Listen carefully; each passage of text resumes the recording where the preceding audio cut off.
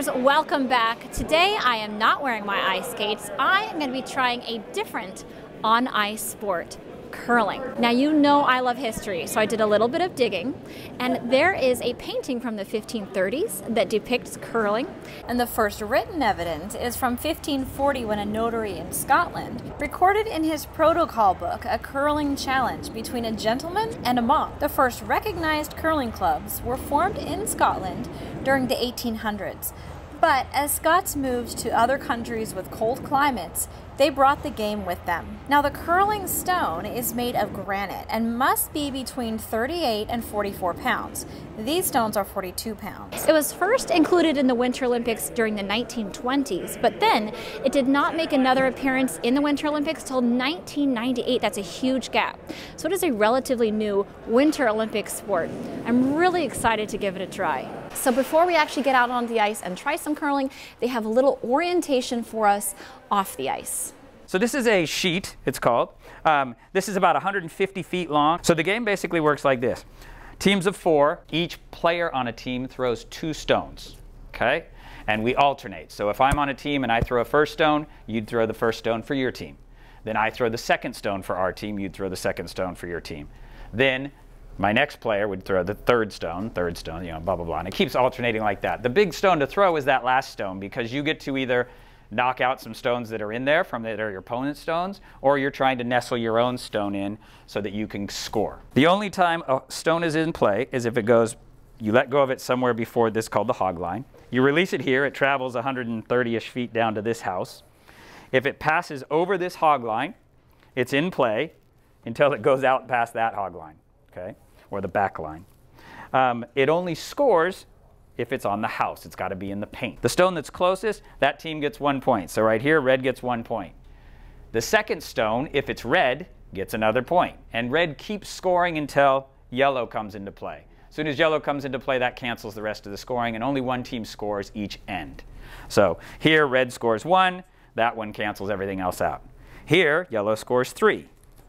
Here, that was probably the hammer, because this team had five yellow stones in, and then the last stone you just throw one in there going, oh gosh, I got to stop 5 scoring. And so they scored 1 red. This is a blank end. You'll see this in the Olympics sometime. They talk about blanking an end. Sometimes they do that if they're not scoring enough points, if they need more points, and they have the hammer and they didn't score many. What they'll do is they'll knock all the stones out of play so they get to retain the hammer and they have it the next time they come in. Now while we were in orientation, the rest of the curling club has been preparing the ice surface. First, they will use a backpack of water and a sprinkler head to sprinkle water over the ice surface. This is called pebbling. Then they will use a tool called a nipper, which is like a razor that rides along the ice and shaves just the tops of the pebbles off so they are all the same level.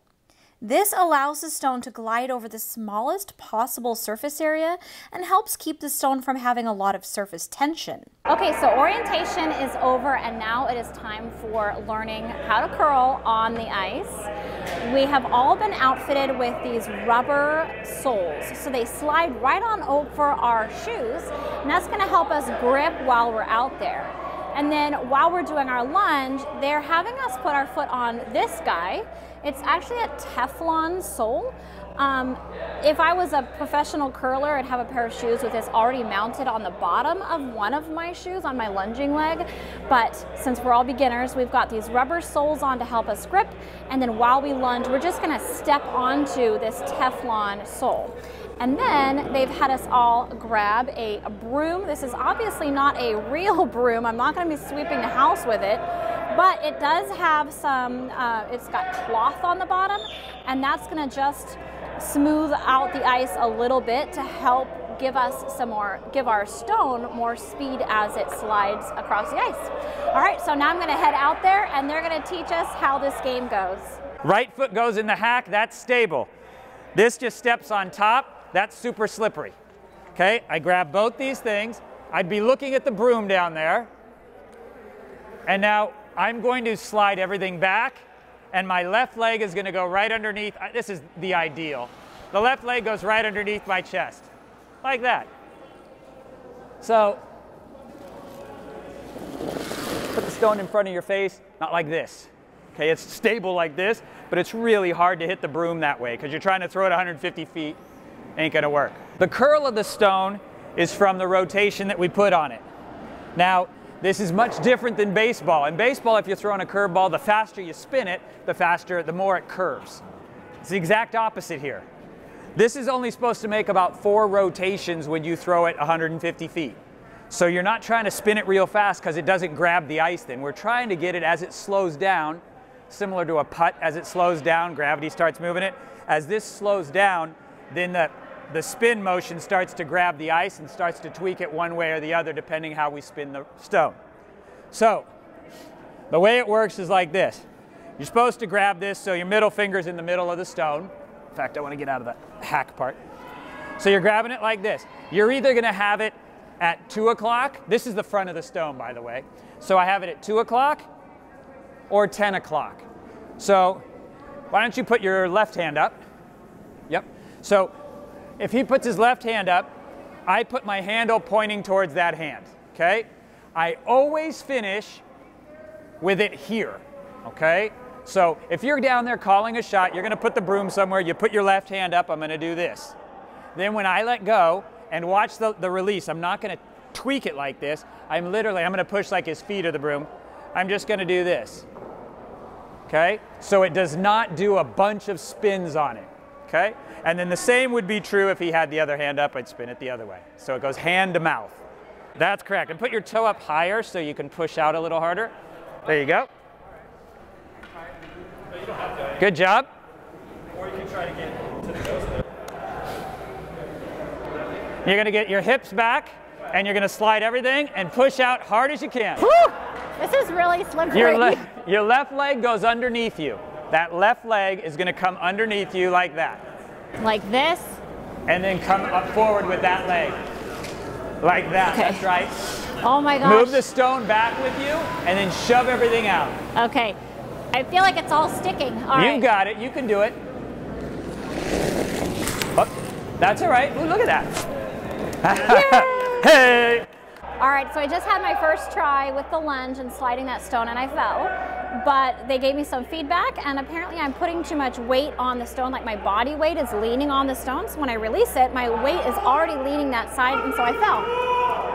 So for the next time, I've got to try to keep my weight more centered and over onto the little support that they have me holding on with my left hand. So I've got that little plastic support.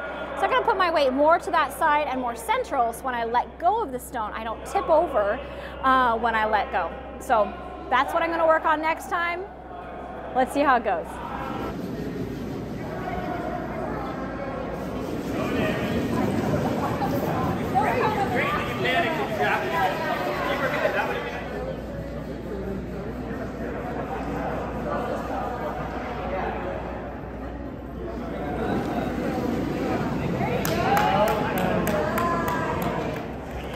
Stop there.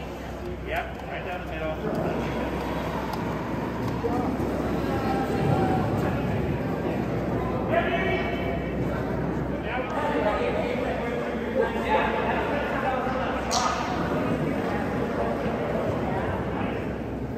After a few lunging passes, they had us learn to sweep, which I just thought was such fun. Okay.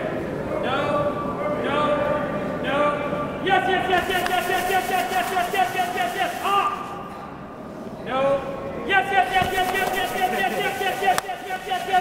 Ah. And then it was time to organize a game between the students. Nice. I think it's got the weight.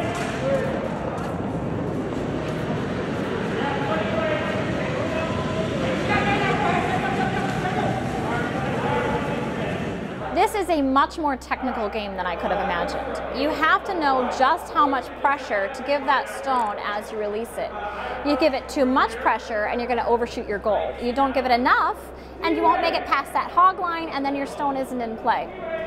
You also need to know how much curl to give that stone. So the way the stones land on the house, the other target, is going to affect your strategy. So you have to know how much curl to give that stone to get it into the right spot for the strategy you're working with. And then the sweepers have to know when to really sweep and when to hold back, because obviously the amount of pressure they apply and how far into the slide they're sweeping, all of that affects the position of the stone as well. It's a game of applied physics, and I really love that. Now I have to say, Wine Country Curling has done a great job of putting together their Learn to Curl program. I feel like I've learned so much about the sport, and they made it really approachable and fun. Steve, our instructor, did a great job of giving us feedback, and while my team, the red team, is not winning, I'm still having a really fun time learning a new sport. I love learning new things, so this has been a great experience. All right, now back to the game.